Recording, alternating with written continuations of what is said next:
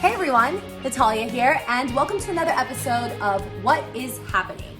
You're watching my special series, What Was the Cold War? And today I'm bringing you part 3 from my hotel room in Las Vegas. Let's get right to it. Quick recap. After World War II, Germany was divided up by the Allies. So East and West Germany essentially become 2 separate countries. But the Americans and the Soviets, they both wanted to lay claim on the capital, Berlin. So Berlin was divided. And if you look at a map, you'll see Berlin is right there. So West Berlin essentially becomes an island in the middle of the country of East Germany.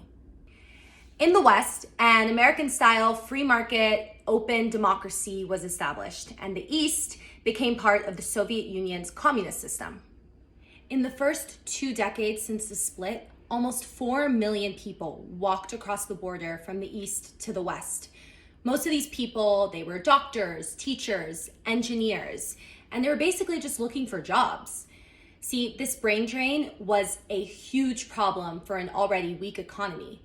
Not to mention, it's really not a good look for the Soviets, who are currently undertaking this massive PR campaign to prove that the Soviet system is better than the American. So, on August 13th, 1961, Soviet Premier Nikita Khrushchev ordered the building of the Berlin Wall.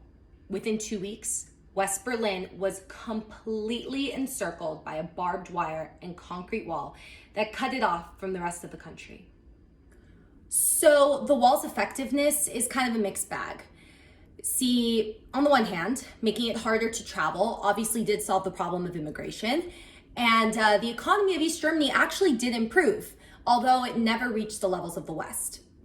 But from a human rights and a PR perspective, it completely backfired, not just in East Germany, but actually all across the entire Soviet Union.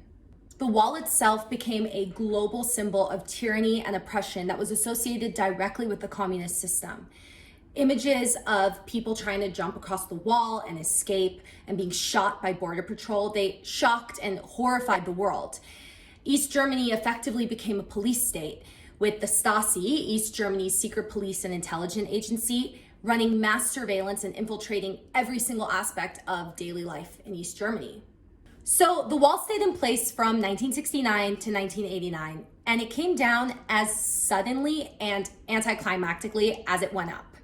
Now, this is one of those stories that is so ridiculously hilarious, it seems more like a scene from a movie than one of the most significant events of the 20th century. And obviously, I'm gonna tell you this story because this is not something that you're gonna read in your textbooks. On November 9th, 1989, during, your average daily press conference in East Germany, a government spokesperson is kind of reading from a list of announcements, and he obviously hasn't read this before, and he's just, going through the motions, blah, blah, blah. East Germans will get passports and have the right to travel, blah, blah, blah. And all of a sudden, the room is just like, wait, what? You can actually watch videos of this. The reporters are just like freaking out. Wait, what did you say? Go back to point number 5. When does this happen? And the spokesperson, he's all confused, like he's not fully absorbing the implication of what he just said. So he kind of goes back to his notes, shuffles through some papers, and just kind of shrugs, and he's like, I don't know, I guess immediately. And then almost instantly, crowds of thousands and thousands of East Berliners who are watching this on live television, they suddenly just appear at the border checkpoints. Then they're demanding to be let through. And then the guards, they haven't been prepped. They have no idea what's going on. They haven't been watching the TV. Then they're not prepared to deal with thousands and thousands of people demanding to be let through. So they just kind of open the gates and let people in. What are they supposed to do, And just like that, the wall came down. The spokesperson would later learn that he got the memo a little bit wrong, to say the least, but the damage had been done. The footage of people raging and celebrating in the streets traveled all across the world and actually inspired other revolutions that would eventually lead to the collapse of the Soviet Union only 2 years later. What I love about this story, though, is just how human it is. How one mistake from one person can change the course of history. If you want to know more about this story, my professor at USC, Dr. Mary Serrati, she probably wrote the best account of this story in her book, Collapse, the Accidental Opening of the Berlin Wall, and I really, really recommend it. So I'm gonna leave you with that.